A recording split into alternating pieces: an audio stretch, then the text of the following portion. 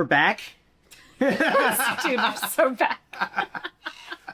Yeah, we're back. That's right. Why don't we do each other's intros? Yeah. Okay. Do you want to go first or second? So I'll say who you are. Yeah. Okay. You can say who I am. I'll go first. Okay. This is Alexis Gay, comedian extraordinaire, internet content creator. Just kidding. Wow. Can you imagine? Influencer. Influencer, famously. Famous influencer. A famous court jester for venture capitalists. Yes. This is Ben Burke. He's the guy from Microservices, also known as the co-founder of the incredibly funny duo Krazam. Yeah. And we're just here talking about everything that's on our mind in the tech world. Can you imagine if that was the logline? Yeah. And we're just here talking about everything that's on our minds. I mean, that's pretty much the premise of a lot of podcasts I see, so, you know. I think a lot of people don't know that we are BFFs. Yes. Does that ever IRL? come up? Yeah. We hang. That makes it sound like we don't hang. No, but when I tell people that, because they'll be like, oh, I love Krazam. I know. Oh, I love the guy from Krazam. And I'll be like, he's like one of my best friends. People don't know. We IRL friends. Why does it sound so fake when you I don't know what to say. We are friends? We've spent time together personally? I can confirm. This just became like I an have Apple friend. product launch. Yeah. I have friend. It is you. It's me. That's great. You're also my IT guy, which is nice. That's a bonus. Yes, thank you very much. I'm proud of that too. We made a show together. Yes, called Paradise on YouTube. Yep, part of it. Yes. I also, to prepare for today, I have several beverages lined up. What's the lineup? All right, walk us through. This is a throat coat tea. Sure, in the classic, Zamir Woods National Monument mug. Gift shop mug. I love these. You can get these at a lot of the national parks. But I also have a Grand Canyon one. What do you call that kind of glaze style that I'm always seeing, and I really love the look of? I also love it too. I really don't know. Speckled. Hey guys, let us know if you know what kind of glaze this is. If you've got a mug like that at home, shout it out. Shout out to all the mugs that look like this. Shout out to all the mug heads. To the glaze heads, the glazers. To the glazers out there of the world. We want to know what this is called. So. Dipping coffee mugs, making beautiful color choices and firing them in your kilns. Shout out to you all because I love those mugs. Me too. And now a very different vibe mug here I see. I also have an iced coffee that I made that you watched me make. This is for the home poured espresso here, and you can really tell. Yes. The yellow. This mug is from the MoMA Design Store. And it was a gift. And you can see, and it's so interesting how these two mugs, one of them, I think about a throat coat tea, and it's in a speckled glaze mug. Like of the earth. Of the earth. And then the espresso. Such a crafted beverage, and it's deserving of the MoMA. It's like life imitating art, imitating life. And that's beautiful. And then I see a third one rounding out the water. And that's water. And awesome. what kind of bottle are we working with over here? I recently started using a glass water bottle because of microplastics. Right. Do we know the kind of make and model on that thing? We got a tequila? No, I don't remember. All right. That's all right. It's dishwasher safe. Well, that's good. BPA free? BPA free. Hell yeah. I myself am walking in a wall of free sip that has fallen onto the sidewalk 1,000 times. That's good though. It survived. It's survived. It's in horrible condition. Yeah. A wall of free sip, after I bought this water bottle, I learned is a very trendy water bottle. Oh, it's extremely trendy. You didn't know that? No. I just ordered a water bottle on it. It had the Amazon's Choice. Oh. On Amazon, that little black bar, and I said, okay, easy, done, click. I love that. I love the way that your brain works. I think I did the one-click checkout. Do you know how many water bottles I had to evaluate before I selected this one? Yeah, and that's how I normally do every other choice in my life. And you thought... This one, I said, it's just a freaking water bottle. That's beautiful. But then I learned that actually, no, it's not just a freaking water bottle. It's really not. There's a lot going on in the water bottle world. And there's a lot of trends that people stay on top of, and now I know about that. Do you consider yourself like a trend follower? Do you like trends? Yeah, for sure. Actually? I 100%. Everything I've ever bought is the result of an algorithm. How do you feel about how surprised I am? Honestly, kind of very surprised. I'm trying to think. You stay on top of security trends. Absolutely. I know that. Of course. Because one time we were making a video and we accidentally recorded the shape of your house key and we had to edit it out of the video. Well, that's just good. That's just a good practice for everybody out there to know. Can you explain why again? Is it because people can 3D print a model of your key? Correct. Skilled hackers, if they look at a picture of your key, they can identify the keying. I don't know the name. The biting, the teeth height. There's a certain. Basically, a key is just an encoded, 4 or 5 digit number, and you can decode what number your thing is at by the height, by looking at it, and also the body type and the entryway. So, it's just basic stuff. You got to censor your house keys. For anyone who was watching that video, so excited that we were about to show the key. I did make our editor cut out. That is correct. My key in case someone copied my home key. Which I respect. I respect because I never would have thought of that at all. I know there are people who watch that video that would know how to do that. I don't know if they would, but they would know how to. And boy, would we have egg on our face. Yes. If that person identified your apartment and broke into it. A new visitor. And I live in an apartment building that... Don't say it now. You can't go through all that. I was going to say my apartment building is so easy to hack into. It's so easy to break into mine.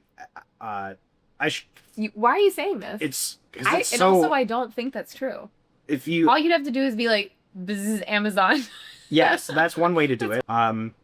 My door on the front of the apartment building is like a keypad to get in, and you have to have a code. But the numbers on the keypad are so obviously worn out, like which ones everybody pressed. So funny. It's so obvious. It's blindingly obvious. Wow. I only wish I could post a picture of it, but I won't. A geotagged location with the location metadata attached. You would immediately be able to get in, and then you go to the video and you get my house key, and then you're in my apartment, and if you can do that, we can hang out. You can be on the pod. Yeah, we can hang out. You could be on the guest star on the pod. Right. If you successfully break and enter into Ben's home. Right, which is we're not in my apartment currently. That's right.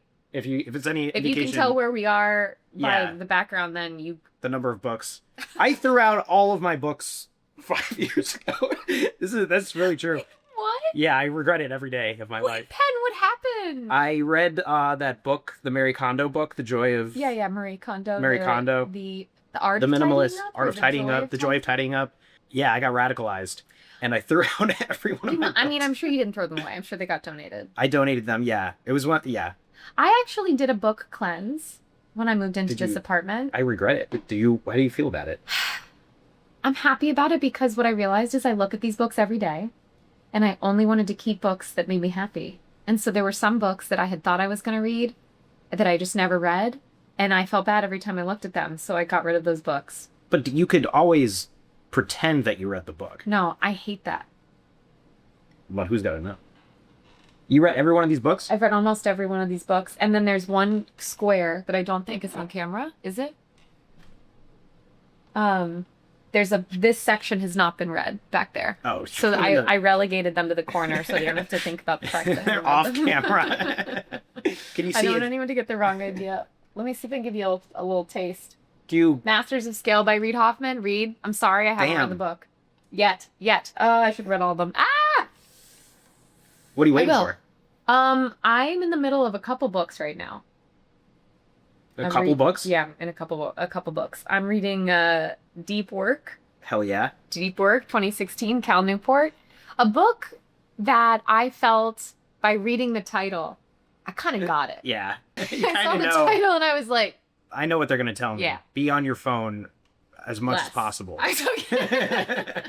Scroll really deep. Get into it.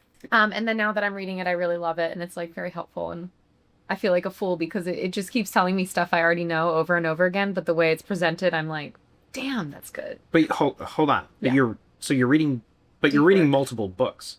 Yeah, I'm also in the middle of a collection of essays by Nora Ephron. Isn't this the antithesis? The opposite of deep work? I think about it all the time. Okay? I think about it all the time. Which is why I'm trying to finish Deep Work. Because I can't be in the middle of two books at once because it feels so contrary. too deep work. Yeah. So, but in my defense, I haven't finished the book. So you haven't told. When I finish the book, I will have finished the book. Learning takes a lifetime. That's right. Yeah. I think it's okay that you threw out all your books.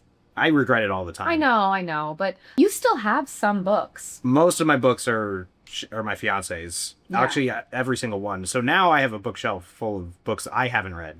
Actually, I haven't read any of them. But she's really smart. She's so a it voracious looks reader. like, yeah, She she's reads a really lot. smart. Reads a lot. So it looks like as a household. Yeah. I always, for years, because I do read books, but they're on my Kindle. I'm a Kindle guy.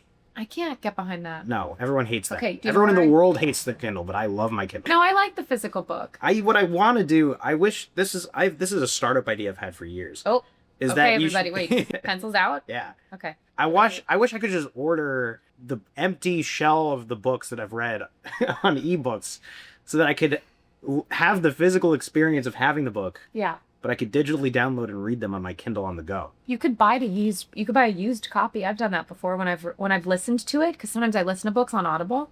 And then you buy it. Then I buy it to represent that you've read the book. I've done that before. So you bought a book that you've listened to the audiobook of? Yeah. That's a different experience, I feel. Yeah. I think audiobooks it's just not the same. No, it's a podcast. It's a podcast. Yeah. And that's all right. I mean, I guess it counts as you've consumed the knowledge inside that book. But it's different. It's just different. I don't know. I zone out because I listen to audiobooks and then I'm like doing other stuff. I'm like cooking or I'm like on the subway or something. Yeah. And I'm like, oh, that guy's got like a weird thing on his head. Yeah. And I'm not listening to the book. Yeah. And and then a chapter and a half goes by. And then what happened? I don't know. I just tuned back in. Does that count? I don't know. It's not very deep work of you. No. But I think it's the problem with the audiobook format, honestly. I think audiobooks lend themselves to this. As with a book, I have to be on a beach or in a bed. You have to be laying down, is what I'm hearing. Correct. That That's only absolutely reads right. laying down. Yeah, that's true. I never thought about that, but that is true. Wow, really? Yeah. Oh, well, we're learning about ourselves. I have a chair that is a reading chair, but I don't read in it. I sit in there and I do the crossword. That's also good for the brain. Yeah, that's why I do it in that chair. Yeah, because it's Okay. like my smart chair. It's a brain chair. Are you reading anything now? I just started a book last night. Whoa. And Flex. Before I tell you this, I have to tell you something. This is really true that I started doing. Is that I started I'm so nervous. I started a backlog and like running like a stand up and like sprint review for my life. So I made a linear workspace. And I made like issues for myself, like a task of backlog. I can't recommend this highly enough. And I just put like action items in for like people I got to follow up to, emails I got to send. And then I organize a little sprint. And then every morning, this is really true. I made a calendar invite for myself every morning, 10 a.m. stand up. And I go into the Codex voice mode prompt. And I have a little system prompt in there. It says run stand up like you're the scrum master. And I click go, and I'm like, good morning, team. Okay. And Codex talks to me, and they're like, good morning. I'm looking at the linear work. It looks up the workspace. It's like, what did you do today? It knows what I did yesterday. I have it saved every day. Okay. I have a backlog grooming session every Sunday night, and God. Monday morning sprint planning, and Friday review and retro, which all me, Codex voice. And it's been so extremely great. I have to jump in here. All right. I was sorry. Okay. First question is when did you do this? Last week. I started last week. Thank God, because I was gonna say if you had, I haven't talked to you since last week. If this had not come up and we had spoken, I'd be furious. I'm kind of pissed I didn't know about it already. I just started. I love it. You built this yourself? Yeah, it's just a Codex voice prompt thing. Okay, I want it. Oh yeah. I want it. I want that. That's because I want to do the newspaper printout thing. It's kind of like that. Yeah, people don't like printing out a newspaper of your daily. It sounds like that. Yeah, I get up in the morning literally, and I say good morning, and it's. Do you say good morning? I absolutely do. Do you say so? You go into Codex voice mode. I say morning. And then what does it say? It says good morning, Ben. I'm looking up the linear workspace. It reads my like backlog, and they're like, all right, let's do stand up. What did you do yesterday? What are you gonna do today? And are you blocked? And I literally go, yeah. So yesterday, okay, I needed to get notes to my editor on that video, so I got those notes in. I'm still waiting to hear from so and so about this thing. And then later today, I'm gonna go buy shoes. So I have that story that's gonna go into progress today. So yeah, that's pretty much all the high priority work. Wait, and then else. what's the mechanism of sorting the to-do list items by category? As in, like, does buy shoes appear in a separate place than like get notes to editor? I do backlog grouping myself, and I make issues and I tag them with different projects. Like, and what are you using for that? I use Linear for that. Okay, so that's not a homegrown. That's a out of the box tool. Okay, and Linear is what, project management? Yeah, it's kind of like an Jira. Asana or Yeah, Asana. Yeah. Okay. And then so I do my little spiel, and I'm like, oh yeah, so that's it for me. And then Codex goes, great, okay, so are you blocked? And I said, no, I'm waiting on so-and-so, but no blockers. And then it says, all right, sounds good. And then it updates my Linear board with my updates. And then it writes a little note of what I did today. Yeah. Oh, it's amazing. And then every day I run like a stand-up with myself every day. And it's been so great because I say, okay, this is what I'm going to do today. And then I come back. I've been like, oh, I'm going to mark that as like done tomorrow at stand-up. And that's going to feel good. It's going to feel good. Yeah, exactly. I tell Codex I finished the story. And then I did like a retro, like what went well. How have you already had time to do a retro? It's been 1 week. 1 week. So you do a weekly retro? Weekly, of course. Weekly cycles. What kind of stuff I'm not a 2 week guy. I'm a 1 week. Okay. Well, let the record show. Yeah. When you break into Ben's house. We can get into that later. Yeah. Wait, so what was on the retro? This is crazy. I literally I'm like happy and sad because I can't believe you're just telling me about this now. What is the retro? Well, I didn't make enough time for deep work. Actually, unironically. Wow. I was like, I had this like writing task. I was like, okay, I'm gonna set aside a block of time for like writing, but that kept getting pushed. I kept going to be like, always does. I didn't have time to write. Yeah. Creative writing, you mean? Creative writing. And stuff? Creative writing, yeah. It's the easiest thing to just be like, oh, I'll do that tomorrow. And that's exactly what I did all week, and Codex noticed. Really? What did they say? It was like you kept pushing it off, and yeah, try next week. Try adding like a block to your calendar and just protect it. And now, who is Codex managing your calendar of to-do list items? It could, but I don't. I haven't gone that far yet with Codex. Because one thing that Deep Work recommends is having task blocks, and then assigning tasks to the block. That's what I am in effect now doing. But it's more manual. But I am manually scheduling it. I don't let Codex. It doesn't have full control of my calendar yet. Okay. And that's mostly because I'm worried about the access management model of Codex, really, more than anything. Yeah, I mean, this could be maybe something interesting for us to talk about, is the way that I don't think I'm following security best practices on what I'm letting Codex into. I don't think anybody in the world is following security best practices with Codexes. I'm like, sure. Have it. Codex will be like, is it okay if I open Chrome to run a text? And I'm like, girl, this is your computer. Do whatever you want. Do you want to read? Is it okay if I read your passwords? Yeah. Okay, I've never done that. Yeah, but I did, as you know, because I called you. Yeah. I did fully give Claude the ability to have unfettered access to Chrome, like without asking. And then I left my computer open, and then I left my apartment.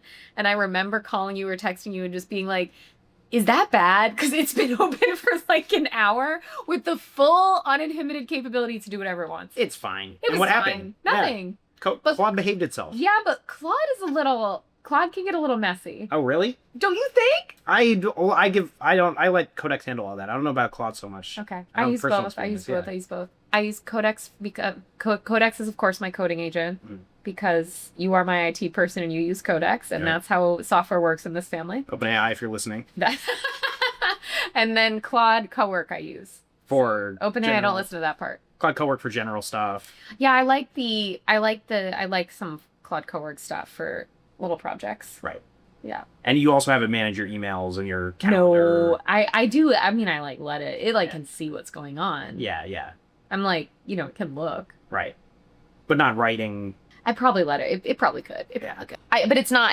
I don't write emails with it. I don't do that either for the principle of it. Yeah. I'm not sending another person ChatGPT output. It's so rude. It's ridiculous. And everyone can tell everyone time. First of all, we can all tell. First, we all know that what you did. You're not getting away with that. I don't care if you delete the M dash out of your sentence. We can tell. We can tell. I've never... I was about to say I've never once not noticed. How would I know? But what time did that really save? Like, because it's not an email. I don't know how to describe what it feels like reading a message that was clearly written by AI. Yeah, like a comment in a Google Doc. A LinkedIn post. Don't get me started on that. I saw a guy. I mean, I saw it's like blogs on websites. Why do you have the blog? I barely even want to read the blog. Just delete the blog. SEO. It's for SEO. Get rid of that thing. Oh, do we still care about SEO? Nowadays, they're talking about GEO, GPT. Yeah. Engine I see a bunch optimized. I was just in San Francisco and I saw several billboards for services that help you show up in search not search, but show up in like AI search results. Yeah. RAG. Retrieval Augmented Generation. Really? Of course. I love to learn. Yes. Where they're searching the web. Retrieval Augmented Generation. That's when the agent or whatever, the LLM will go search the web for stuff. Do you know what ChatGPT thinks about you? Should we ask what it thinks about us? Yeah, let's see. I don't know if it knows me. I feel like it knows. My personal account knows me very horribly, deeply. All right, let me open up an incognito window just for fairness. Yeah. Okay, what should I ask? Who is Ben Burke? Yeah. Okay. Okay. Okay, who is Ben Burke? We're searching the webs. There are many people named Ben Burke. It depends which one you mean. We've got Ben Burke, technology writer. Do we think that's you? I could. A software engineer and blogger who writes about computing, programming, and technology history on his personal website. I don't do any of that. I'm going to check this out real quick. benburke.org. Who is that? Is this not you? No. Ben is a relic from the green screen age of computing. This is not me. If anybody's seen benburke.org and thought it was me. Wait, what is this? I don't know. Yo. Is this... This is not me. Not you, but it's also not... This is just another guy named Ben Burke who... But I don't know that this means... Do these things mean anything? All right. Okay, hang on. Let me just clarify. From Kazam. There was... There we go. Okay. Oh, look at all this. Oh, now... Okay. Oh, it knows Kazam. Ben Burke is one of the creators behind Kazam, the comedy channel. It knows it's comedy, which is good. Yeah. Known for satirizing software engineering, startups, product management, and tech culture. He has a background in software engineering, true. Yep. Which informs many of the channel's sketches, and he's a frequent writer and performer in Kazam videos alongside collaborators such as Alexis Gay and others. Yay! And real life friend. And real life. Once again, when you say it, it sounds super fake. Okay, now I'm going to open up a new incognito. Here, I'll search you. Oh, you do me. You do me. Yeah. Wow, that was really fun. What'd you do? Disappearing chat? Yeah. And I also screen recorded it. Oh, that's really good. For the pod. I would love to know. I would love to know who that other Ben Burke. I think we're gonna have to look it up. I do have a LinkedIn. I connected with a guy on LinkedIn who was also Ben Burke. Obviously. You just saw him and added him. And he accepted? Yeah. We're homies. I feel like you guys, there are probably several Ben Burke. Yeah. Yeah. According to ChatGPT, there are. I wonder how many people named Ben Burke are in the tech space. More than 2. All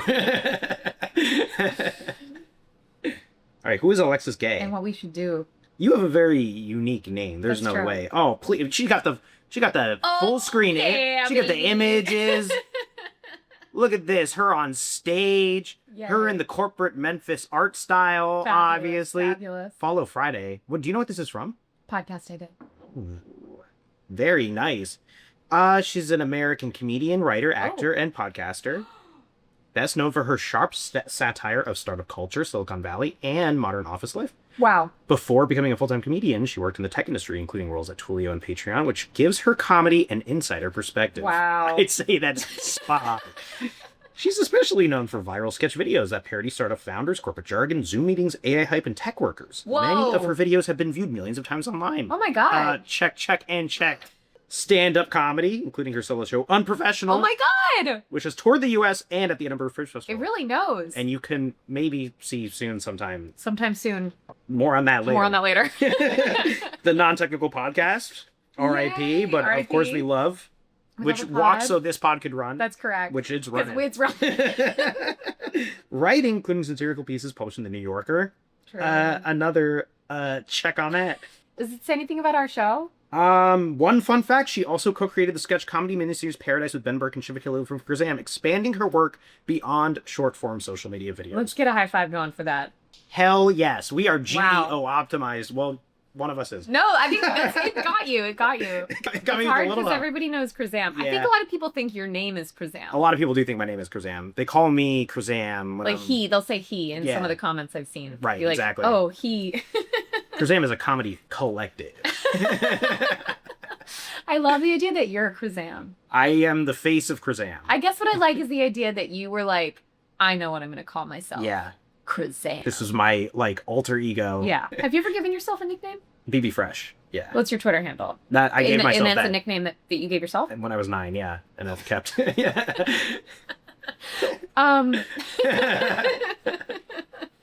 What? Through many avenues of my life. What do you mean? I was like 9 years old. I was having an AIM chat with one of my friends. Okay.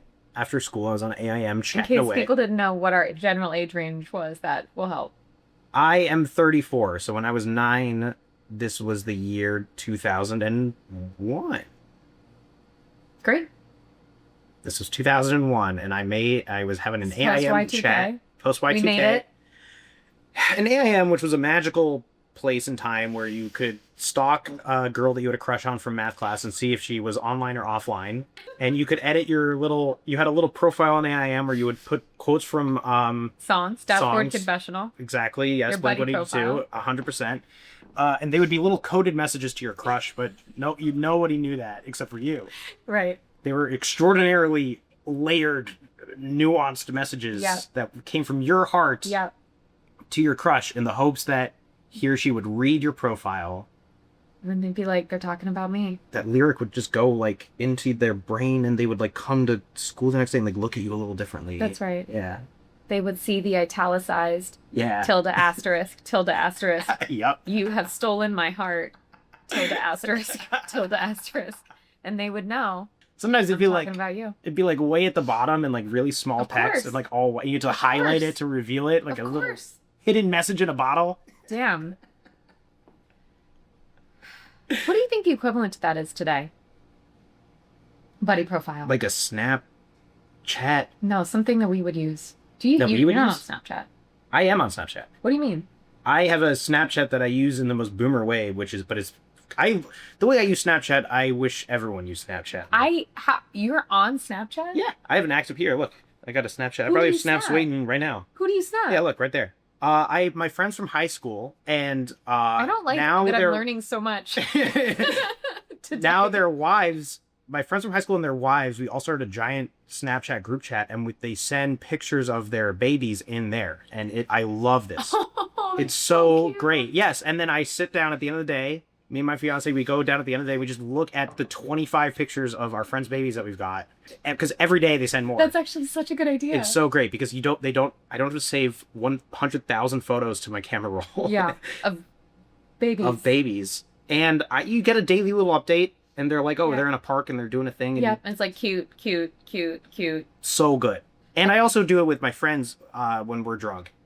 To each other. The high school friends or yes. different group? The high school friends. Is and that the college boys friends. Only? Yeah, that one's boys only. For the boys. Very different things than that one. I bet. Yeah. But it's great. It's great. And then we can send each other the most heinous, disgusting things on earth. And you wake up the next day and you're like, I have no idea what I put in that group chat. And that's how it should be. It's between you, your boys, and God. And Evan. And Evan. Yeah. Exactly. That's really a great use of Snapchat. I love it. I think it's great. Everyone, I don't know, Snapchat has become this like horny tool for 13-year-olds. My impression was that it was a horny tool for 13-year-olds, and then it kind of morphed into something else. Yeah, I don't know what it really is. More true social networking. Real, like profiles and... No, but like non-horny based non-horny comms. like just day-to-day Earnest friendship. comms. Earnest comms. Clear-headed comms. Those are the two categories of internet communication. Horny or earnest? Horny and earnest. They're on it's on a scale. I think you could break down every social media platform into horny or... on the horny earnest. There's probably a is there a matrix? Instagram, horny. But I mean, like, what would if that was like the X? Oh. Do you know what I mean? Like, we'll discover it. I think it'll come naturally. Horny to earnest. Earnest to ironic. Oh, you're saying like that? Yeah. Is that what I thought this was? No, what I was saying is that we're missing a whole other dimension potentially. Like scary. Like Instagram is horny but not scary. Yes. Twitter these days is horny and scary. Threads, not horny, not scary. horny, not scary at all. Too earnest. LinkedIn, earnest, scary. Scary. Let's give it up for that. Perfect picture.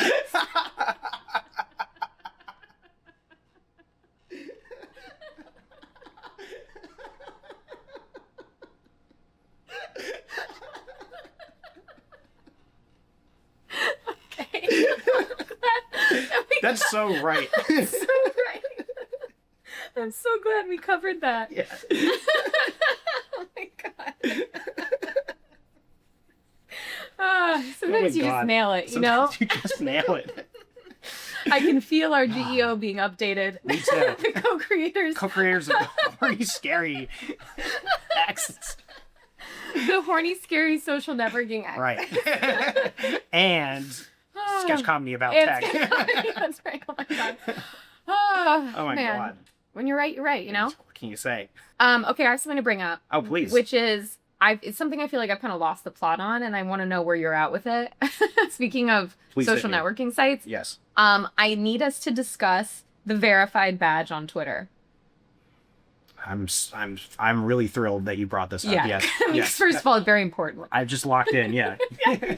Your whole posture just changed to talk about the verified badge on Twitter. Okay.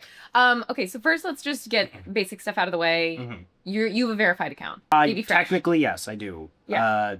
Like we both pay for the check. We pay for the check. I'm an interesting case. I used to not pay for the check. You had the check. I had the check. Right. Just so everybody, let the record show. You had the check. Now, I did it. But yet, in the eyes of the Lord, today we are equal. Right. And I feel... Do you remember when they first introduced... Do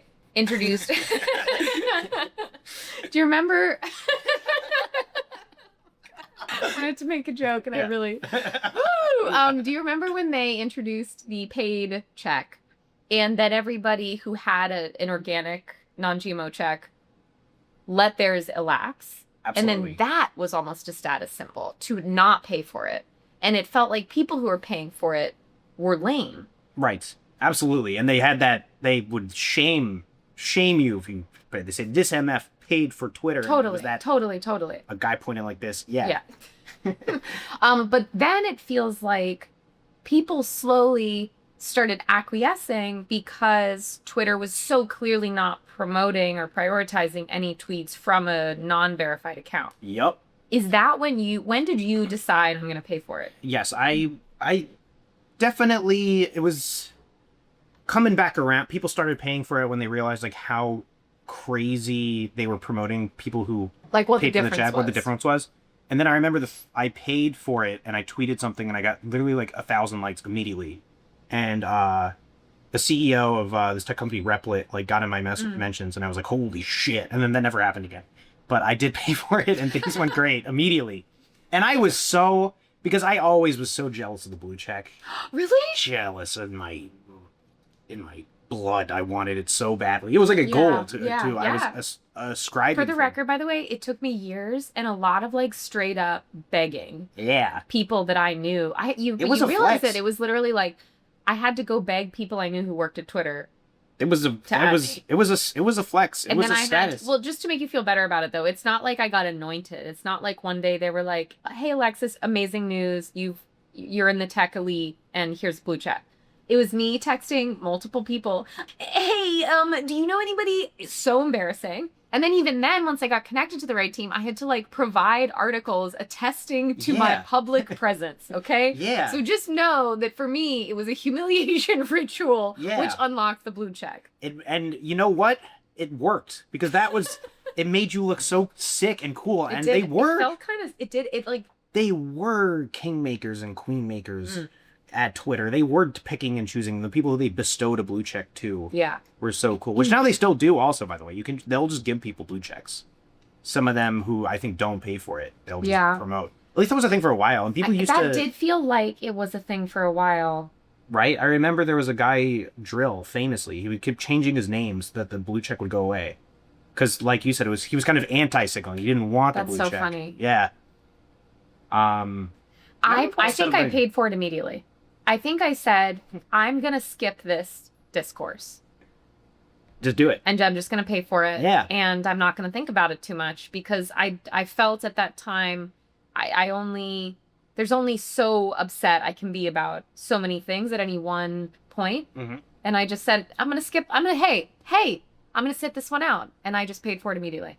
That was actually kind of a reputational risk to you in a way. You were like, you know, I'm doing it. Like people did eventually start paying because they did want the benefits of blue check. Yeah. You avoid, but they had to go through the whole discourse and, you know, what they like thought people would think about you if you bought it or whatever. You cut all that shit out. It was like 12D chess you had to play. And but I think if I remember at the time, I sort of thought like, there's a chance people will just assume maybe mine didn't go away. I don't even remember if I thought that, but I remember just being like, I'm opting out of caring. Mm-hmm. I'm opting out. Good. Yeah. And I think that's how it should be. And now look at us. I mean, now it doesn't matter. We're all paying, yeah. I know, but I still sometimes am like, it would be an even bigger flex to have a thriving account and no blue check. Yeah. You know what that is like the yellow check and the gray check. Oh, Jesus. Yeah, and but that's square picture. For some I don't reason. remember what's the square picture. I don't know. I think it's a thing you can get if you're a business, but that's One also is a yellow the government. Check. That's gray. I think. Right? Right. When you're the man. When you're the man. Yeah. Okay, but then yellow is what? That's like a ultra check. It's like a check that costs $1,000 a month or something. No, it's not. Yeah, I think it's like the enterprise account, and that's also you can get the little badge that has a little thing. Okay, I've seen the badges because people who like work at certain companies. Yes. Wait. And these companies can just give that badge out to random posters. Okay. And they'll just take it sometimes because it looks cool. We have a company. $1,000. Willing to sponsor this podcast? Please let us know. Yeah, but by the way, it only costs $1,000 a month, and we're gonna spend it on a check mark. Yeah. People do. People really do. And we'll be sponsored by that. That'll be the company. Yeah. Does that make sense? Yeah. Yeah, we'll make that company our badge. For how long? 10 minutes. 10 minutes. I don't care. A year? Whatever. For $1,000 a month? For 12 months. Ben. I'll take that. So, hey, I'll do it. It'll be some amount between 10 minutes and 1 year. And 1 calendar year. I mean, we gotta renew this lease here. We're not talking about what lease? I mean, like, you know, we need like a month-to-month contract. Probably, yeah, because it's yeah. Wait, so you pay right now? I do. The blue check. I also pay for the blue check. Yes, And do you have any feelings about it currently? I pay for it on a yearly basis. Oh, wow. When it comes up, I say, God damn it, and then I just move on. I can't tell you how little I think about it. Yeah, I don't think I've never earned any money. I've never earned the payout that you get. I've never done it. I think I never had it enabled. Because people, I think why I didn't enable it initially for creator payouts was that I believe it said it would run ads before videos I posted. And I thought that was really silly for me personally, because my videos that was posting at the time were 59 seconds or 54 seconds or something. And I'm like, what ad? I'm sorry, it's not worth watching a 30-second ad to watch me be like, you know, whatever. When yeah, that was not that you're one more time. When that was a perfect me. I mean, the videos that you create are worth watching. You know, if there was a 45-minute ad before it, don't you think? You have to get the nugget of comedy. Maybe like a 2-second ad. That would be great. If it was just a logo flashed on the screen That'd before be the video sick. started, yeah. I would love that as a monetization model across the web. Okay, so new sponsor idea. We'll flash your logo on screen. 2-second ad. 2-second ad. Yeah. What do you think we should charge for that? Same price, yeah. Yeah. Okay, so the options for $1,000 a month are we'll flash your logo on screen for 2 seconds. Or it can be 10 pixels wide in our bio. For either 10 minutes, somewhere between 10 minutes and a year, and we're going to decide based on how much we like the product. Yeah. And how much we use it. That's called product market fit. Yep. That's what it says. That's how I've always learned it. PMF. Yeah. That's the def. Uh-oh, I rhymed. Okay, what else is going on? Do we have anything else to say about the check mark? I know it's not like hot topic news, but it has just been on my mind recently because it's not hot topic news anymore. You know what I mean? You know what else is like now you can pay for it on Instagram. And can you really? You sign up for it on Instagram. Oh. Yeah. Are you verified Instagram? No. On Instagram? Why not? Because I don't even know where the check mark is, or it's not in your face in the same way. Twitter, like you see that blue check. No, but I think you see it on Instagram too. But Yeah, you're you right do, that but it's not as in your face. It's not. You do see it, but your brain filters it out on Instagram for whatever reason because they've optimized the platform in that way. I don't notice any. I mean, Yeah. Instagram. I also had to go through the flow. It's so embarrassing. I had to like navigate to the part of the settings where it's like apply for verification, and I had to submit again like 6 articles or something to be like, look, someone wrote about me, which is so lame. Yeah. Just because I wanted the blue check. And it worked. It looks sick. It looks pretty good. Yeah. But I just need people to know the road that I took to get there. I put my blue check on the same way as everybody else, one leg at a time. That's right. Enough friends we went to college with. Yeah. I had another. I mean, this is a little more in the news and a little more in the zeitgeist. Whoa, topical? Topical. Are we doing topical? I have 3 thing. I want to send you 3 links, and I want you to look at each one. Perfect. I'm ready. And I want to talk about the popular reaction. Okay. To this thing, and also what we think, because we're independent thinkers. Okay. We are contrarians, kind of. Unless it comes to what products I'm buying. When it comes to things that I'm looking at online, I think for myself and I form my own opinions. Yes. All right, I'm ready. So I'm gonna send you the first one here. I'm texting it to you now, and I think you'll pick up on the theme. I think you'll pick up on the theme of what these things are. Okay. First one's just a text tweet. I'm so glad we're talking about this. So bad.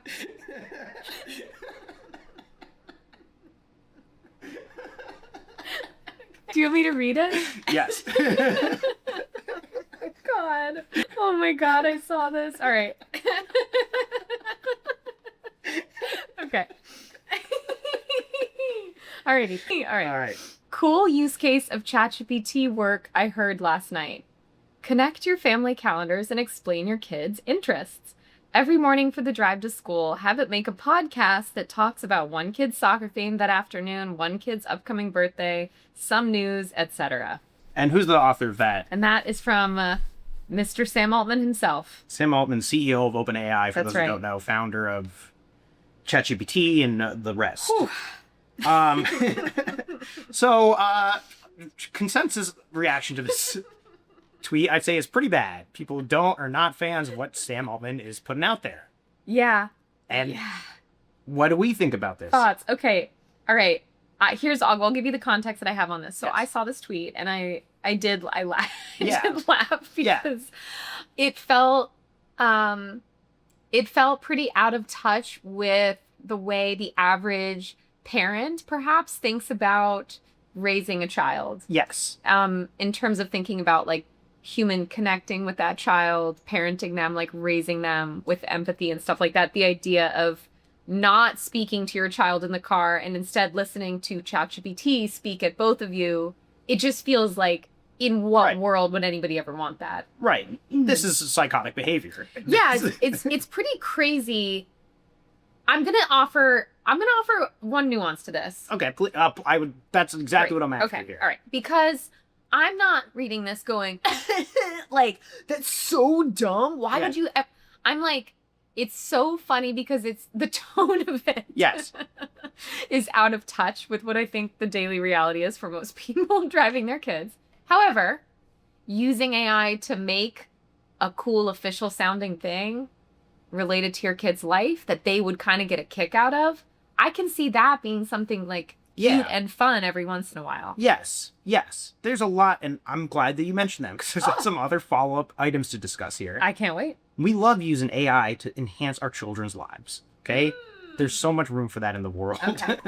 Huge. I think there's so many little vibe-coded experiments you can do, like the thing that you can print a sticker out or whatever. I don't even know what that is, and it sounds cute. It's a little box that you can make, and your kids can say something that they want, and it'll make a little thing, and you print the sticker out. It's cute and it's lovely. Yeah, so it's like an AI enhanced craft project. Yeah, and it's just a little magical box that your kids can love, and it's a paper sticker. Cute. It's not on the screen. We love this. But making a podcast about your kid's soccer game is crazy. Just talk to your kid. And I don't think it's great, as you mentioned, Alexis, for them to be exposed to a world where there's podcasts about your 7-year-old's life. I don't think they should believe, that shouldn't be a thing that they get. That's a good point. That's crazy. If you're like, oh yeah, sometimes the news is about me. That's a really good point, because then when you hear a normal podcast, like, would you take it more or less seriously, I guess, as a child? Exactly. I know. The information, just put on some, like, music and talk to your kid. Oh, you're going to have a soccer game. I think we've all dialed in on this one. This is a psychopathic thing to do. Agreed. Okay, now let's go to item number 2, a follow-up. Oh my God, I saw this one too. Okay. All right, folks. Okay. Toddlers. Oh, wait. My phone is bricked. I just remembered. Oh. So wait, let me, now can I use yours? Here. Thanks. Flex. Deep work. Okay. Toddler spent her first night ever sleeping with someone else in the same room, her toddler cousin. They, of course, spoke for over an hour in a very nonsensical toddler dialect, going over important tautological questions about themselves, life, and the universe. Recorded everything in high quality by sneaking a mic in there. Gave the very long recording to Claude. Built a private webpage for the whole family with the audio split into clips, all named and trimmed. Pure joy from everyone. AI is pretty great. And then we have a screenshot of the private website, which includes timestamps on different topics it looks like they talked about, and the tiny little clips that they mentioned. A decent looking interface, frankly. Pretty good. And this has 7 million views. What do we think about this? This one, I will admit, made me feel a little more creeped out. And it was not the AI part. It was the recording your kids part. Yes. The AI part, I was sort of like, what? Okay. Right. What? Are we doing this? Yeah. By the way, we should say neither of us have kids. No. We should be clear about that, because we can't claim to know what the it's experience. like. But like, I am like a human person that's like been around other human people, and I feel you're not supposed to just like sneak a high quality mic in there. Yeah. Now, reaction to this item, a little more mixed, I'd say, online. Some people, rightfully, picked up on that same thing. Don't put a high quality mic into your toddler's room without them knowing to record them. But some people think this is very cute because, as you mentioned, we're not parents, but some parents say, well, I wish I had so many more recordings of my toddler. I bet. And this is just them. It's so precious, and what a precious time for them to be alive, and I want this data forever. It's a little more mixed. Now, is there, you can record a dog without them knowing. And that's okay. And a toddler's brain is not that much different than a dog. Yeah. I think intelligence-wise, when it comes to privacy, certainly. I don't think a toddler is too concerned. Their awareness of their own self and privacy, yeah, for sure. They're not as concerned. I mean, my child, I'm going to try and instill a privacy-first mindset. I can't even imagine. Obviously, and I'm not going to allow them to get their little Fisher-Price Keys copy. How old are you? And they're going to be like, I cannot disclose that information. Certainly. And I think this flies in the face of that. But I don't know. I agree. It's cuter. It's cute. Okay. You're really right, though, that the AI part of this is really incidental. I just don't care about the AI part of this. Yeah. They did use AI to categorize what they were talking about into the little topics. I have to tell you, that doesn't bother me. Who cares? I don't know. I guess I'm just like I said, though, I don't think I have the best data hygiene when it comes to my use of either like a coding agent like Codex or interacting with Claude. So I don't think I should be out here saying, here's what to do. I'm just saying my gut reaction. I don't really care about the AI part of this. It reminds me a little bit, though, of when Instagram first became quite popular and people were sort of putting their kids on the internet with reckless abandon. Yeah. And I've always been extremely weirded out, I should say specifically by people who are monetizing that publicly, like family influencers, influencer families, you know what I mean? Where the kids are little and they're running around and they're like part of the content. That's always really weirded me out because the child is not old enough to even, I think, really understand what's happening, let alone to be like, yes, I approve of you monetizing my likeness and putting me out there on the internet. And so, this kind of, it's on the same wavelength. No, but it's on that same road. It's not so far off. I'm sure this person has a Gmail account for their toddler. I mean, I'm going to do that for sure. You're not going to do that? Come on, we're both going to. I don't know, I'm just saying. Really not? No, I think I would. Maybe I'll put it on my own email. Yeah, I think I would. Get them started early. Why not? Yeah. Like Google Cooking. You get 300 megs upload. Never mind. All right, I'm ready for part 3. Okay, now this is part 3. Now this is really one that I'm interested in hearing your thoughts and your reaction to. Okay. This is an Instagram link. Do you need the... I haven't seen this, and I do need your phone for it, because I am bricked on Instagram as well. Great, I just have to disable my inbuilt system time. Oh, like screen time limit? Yeah. Nice. Okay, great. This is a sponsored cursor ad, but like a guy made this. I got rid of all my kids' brain rot shows and replaced them with pretty much every 90s kid's dream. So when I was growing up, there was no streaming. We just had this crappy antenna on our roof with like 3 channels that you could flip through. And whatever was on, that's what you were watching. But to me, these TV shows that we would watch feel so different to what we have now. They're slower, they don't stimulate your brain as much. And I just want my kids to have the same experience. So I made this, and I'm calling it the Nostalgia Box. I pulled this cheap little computer from an old project, and then I used Cursor to recreate that original TV watching experience that I had. So the green volume and channel text, the rounded edges that make it feel like an old TV, and no menu. You just switch the channel and it randomly plays an episode from that show, algorithm free. So now we have hundreds of episodes from when kids TV was actually good. So if you want to make one of these for your house, comment Cursor and I'll send you a link to the project. Get rid of all my kids. Wait, I can't wait to hear what you think about that. Yes. Because can I tell you my honest thoughts? Sure. I think that's awesome. Yes. And the comments on this project, across the board, very positive as well. Oh, okay. The reaction to this, very positive. Nice. And I'm glad, and I understand why, because you're removing distractions from your kids' media diet. Absolutely. It's a home-rolled hardware hacker project, which I'm on the record of loving. We're both on the record. Absolutely. Yes. Now here's where I'm struggling with this. Oh, no. You are gonna put you're only gonna expose your kids to shows that you like from your childhood because they were from the 90s. Get over it. Your kids are gonna be weird. This is why we have what's called stuck culture, okay? They say this all the time, stuck culture, and this is why. Define stuck culture. Stuck culture is where we don't get any new cool movies or anything. It's like they don't make Back to the Future anymore, or like Ghostbusters like they used to. They just make crap.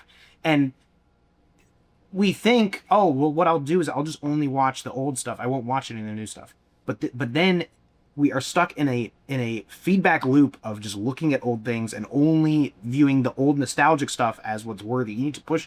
We need to go forward. We need to keep going. Okay. Otherwise, we're going to remake Indiana Jones for another 10 because another generation is not going to know anything except for Indiana Jones and whatever shows your freaking dad wants. Okay. This is a dad trap. This is a dad trap. You need to let go. This is so good. Okay. All right. I have a lot of things to say. First of all, I love that this is your problem with it. Yes.